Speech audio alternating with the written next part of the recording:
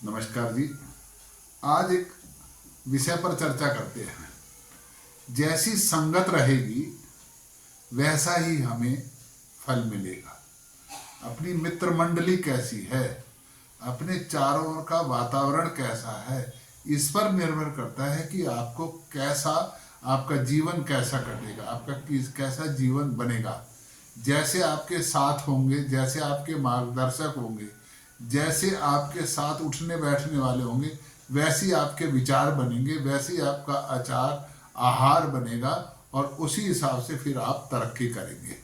अगर आपके साथ कुटिल होंगे, छली लोग होंगे, कुटिलता करते होंगे, चतुर होंगे, चालाक होंगे, तो हो सकता है कभी किसी विषय पर उनके कारण से आपको सफलता मिले, लेकिन अंततः आपको उनसे नुकसान ही होता है। इसलिए अपनी संगत, अपनी मित्र मंडली कैसी बनानी है, कौन होने चाहिए, इस पर ध्यान देना चाहिए। और ये नहीं कि जिसको जो आया उसी का, नहीं तू मेरा पक्का मित्र है, तू मेरा ही है, नहीं। सोच समझ, जिस तरीके से गुरु सोच समझ कर बनाना चाहिए, उसी तरीके से मित्र भी सोच समझ कर, सखा भी सोच समझ कर बनाना चाहिए। देखो, अर्जुन के मित्र कृष्ण थे, तो उनका देखो सारे समर में विजय प्राप्त करी, लेकिन दुर्योधन के मित्र और सलाहकार उनके मामा शकुनी थे। एक बार को तो लगा था कि उनकी सफलता मिल रही है, उनको सारा कुछ हो रहा है, लेकिन अंत में क्या हुआ था, उनको उनका पूरा कुल खानदान नाश करवा दिया। तो अपनी संगत पर जरूर ध्यान देना चाहिए, अपनी मित्र मंडली पर, अपने सलाहकारों पर, इस पर जरूर ध्यान देना चाहिए। जैसी मित्र मंडली होगी वैसी आप आगे कारोबार सेटअप कर पे, नौकरी में करेंगे, कोई कुछ भी करेंगे, तो उसके लिए ही आपको अपनी मित्र मंडली और अपने सलाहकारों पर विशेष ध्यान देना होगा।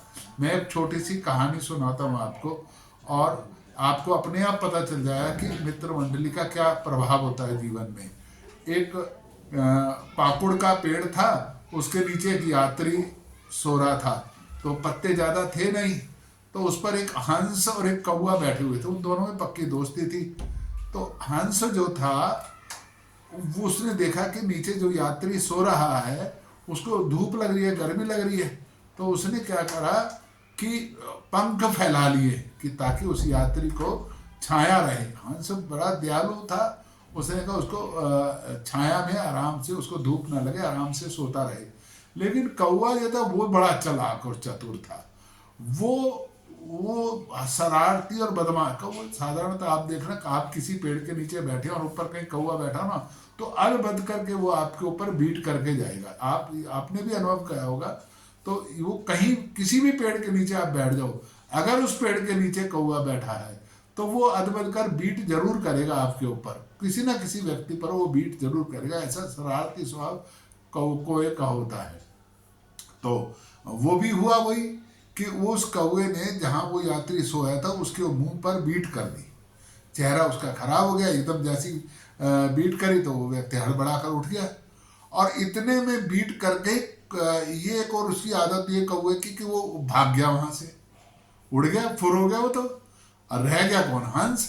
हंस बेचारा सज्जन पुरुष, दयालु, वो तो उसको क्या पता है यात्री के साथ क्या हुआ। वो तो अपने मस्त हंस पंख फैला के उस यात्री को छाया दे रहा है। अब यात्री जैसे ही उठा, उसने देखा कि पेड़ पर से एक बीट गिरी है। उसने देखा ऊपर तो और कोई है नहीं, हंस ही है।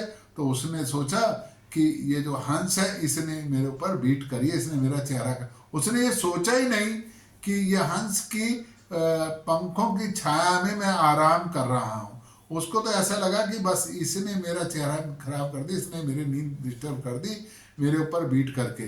तो उसने तुरंत धनुष बाण उठाया और हंस पर बाण चला दिया, और वो हंस बेचारा इससे पहले सोचता मर गया। तो हंस जो मरा अपने कुटिल मित्र के कारण से मरा। वो जो उसकी सज्जनता, दयालु भाव सब बेकार चले गए, क्योंकि उसका जो मित्र था वो कौवा था, और कौवा शरारत करके चला गया। तो इसीलिए अपनी संगत जरूर संभाल कर रखनी चाहिए। किन लोगों से सलाह लेनी है, क्या करना है। अच्छा, संगत मिले कैसे, ये भी तो एक बात है ना जी। एक तो हम खुद ढूंढते हैं, एक भगवान का आशीर्वाद भी बनता है कि मित्र कैसे बनने चाहिए। तो मित्र कैसे बनने चाहिए? तो मित्र कौन बनाएगा? शुक्र बनाएगा। और अगर शुक्र बनाएगा तो शुक्र के लिए और बृहस्पति महाराज, इन दोनों का जब कॉम्बिनेशन होगा तो ज्ञानवान मित्र बनेंगे। तो इसके लिए करना क्या पड़ेगा आपको कि कोड़ी कैंप में जाके बृहस्पतिवार वाले दिन कोड़ी कैंप में जा करके और आप कड़ी चावल बांट करके आए। जब आप कोड़ी कैंप में जाएंगे, कड़ी चावल बांट के आएंगे, तो देखो भगवान का आशीर्वाद आपको मिलेगा। और वो आशीर्वाद के कारण से आपके को अच्छे सलाहकार मिलेंगे, अच्छे मित्र मिलेंगे, और उन अच्छे मित्र और सलाहकारों से आपका जीवन अच्छा होगा और आप उन्नति के रास्ते पर हमेशा चलते रहेंगे। धन्यवाद जी। ओम नमो भगवते वासुदेवाय। ओम नमो भगवते वासुदेवाय।